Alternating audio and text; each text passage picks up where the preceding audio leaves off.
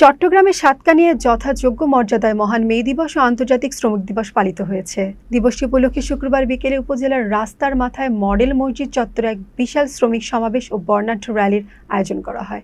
সমাবেশে প্রধান অতিথির বক্তব্যে চট্টগ্রাম 15 আসনের সংসদ সদস্য আলহাজ শাহজাহান চৌধুরী বলেন, শ্রমিকরা দেশের অর্থনীতির চালিকা শক্তি। তাদের ন্যায্য অধিকার ও নিরাপদ কর্মপরিবেশ নিশ্চিত করা রাষ্ট্র ও সমাজের দায়িত্ব। শ্রমিকদের শোষণমুক্ত রেখে ন্যায্য মজুরি নিশ্চিত করা না গেলে দেশের প্রকৃত উন্নয়ন সম্ভব নয়। বাংলাদেশ শ্রমিক কল্যাণ ফেডারেশন সাতকানিয়া উপজেলার শাখার সভাপতি ডক্টর মোহাম্মদ ইউনুসের সভাপতিত্বে অনুষ্ঠানে বিশেষ অতিথি ছিলেন দক্ষিণ জেলা জামায়াতের আমির আনোয়ারুল আলম চৌধুরী সহ ফেডারেশনের কেন্দ্রীয় ও জেলা নেতৃবৃন্দ।